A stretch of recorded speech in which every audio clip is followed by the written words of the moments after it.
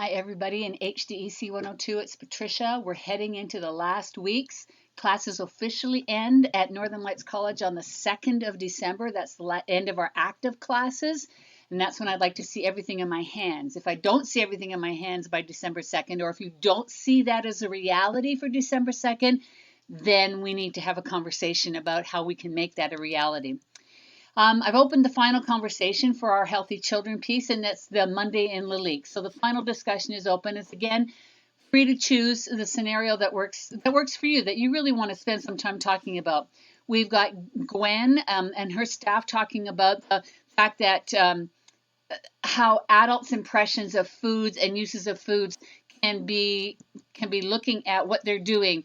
And should we be teaching children about the dangers of sugars, or should we be teaching about a balanced diet? It's all right to have an Oreo cookie if that's what you want right now, but then you have to think about what your body wants afterwards. Are you getting an orange to get some other nutrition? So how do we balance adults' impressions of how we label foods and children's learning about foods? Helena has also got another issue to work forward. She's talking about indoor and outdoor space, and she's thinking about nature-based program. This is going to click a lot with all of you, and thinking about having rest times outside, and how does that work, and how does that make a change on it, and perspectives, and thinking about, what should she be thinking about in terms of safety. Serena, Ari's behavior has moved from from bumping and nudging to attacking furniture, and that she's getting angry and upset. Also, she's hearing about eating something. She hears Davis and Joelle hanging on the backpack area, eating something, and she better check up on what they're up to, because the parents are very strict vegans, but Joelle's been bargaining with children for other foods from homes. So how do we talk about that with families in terms of children's wants and desires, the interest in food pieces? Jane is also showing in action about Tan, who is 10 months of old, and Autumn, who are 7 months of age, and they're doing the feeding part about looking at what's happening in terms of primary care, looking at infant toddler programs. In particular, whenever Tan is doing some things, he can certainly get it to the door swing, or he can get the garbage swing.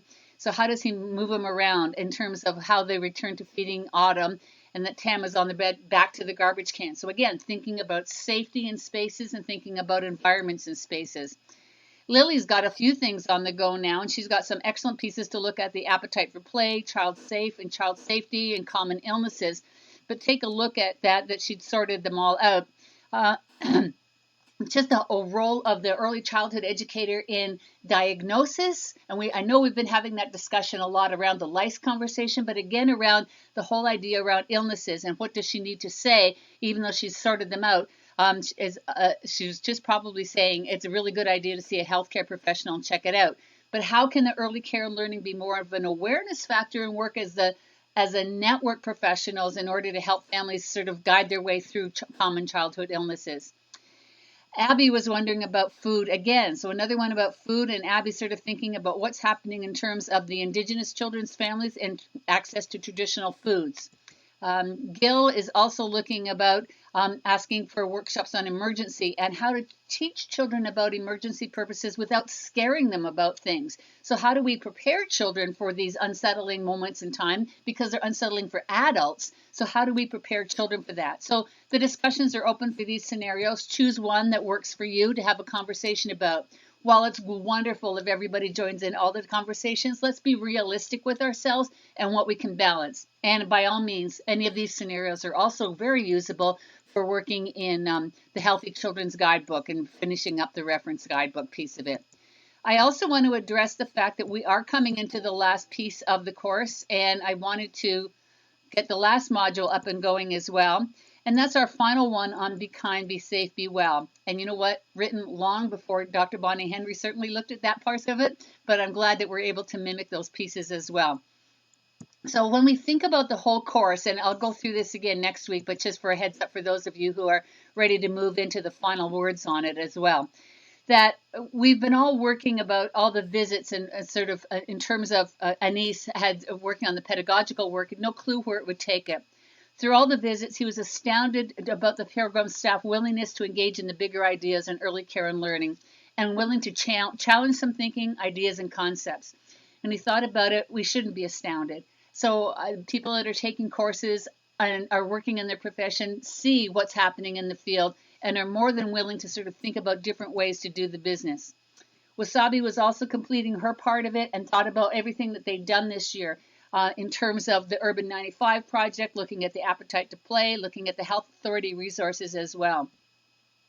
So throughout this course, we've done an incredible amount of work, and I do want to stop and acknowledge it. Where we came from in September, thinking about all the topics we're going through, all the scenarios we've talked about, the workshops we've attended, the readings that we've had the opportunity to engage with, has taken our thinking. We've shared the thinking, our lived experiences and our experiential knowledge, but we've also been able to see these experiences and these scenarios through our peers' eyes around the discussion table. I know it's a lot of work, and I hope that we're coming out of this course not just accepting the regulations, not just accepting the competencies, and not just accepting early learning framework documents as documents that guide our thinking, but as documents that challenge our thinking and that we have the right as professionals to challenge as well, and to look at the layers that there are within all of those documents. When we think about health and safety, it's not something separate and removed from the curriculum, the program. It is the curriculum, the program. And so I encourage you to continue sort of looking at those scenarios. Take a look at the final two videos and what does health mean to you and what does being healthy mean to you. Again, take some time to post to your peers. Their thanks for engaging in the process this semester and the conversations this semester. And certainly wrap up what healthy means to you in a succinct quote or a vision or a visual or a statement. Again, we will move into a formal wrap-up next week. I just wanted to acknowledge that some people are ready to move on to the wrap-up piece this week as well.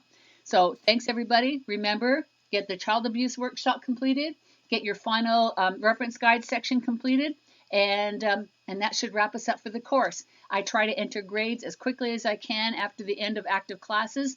As I said, if December 2nd is not a reality for you, get in touch with me. Thanks.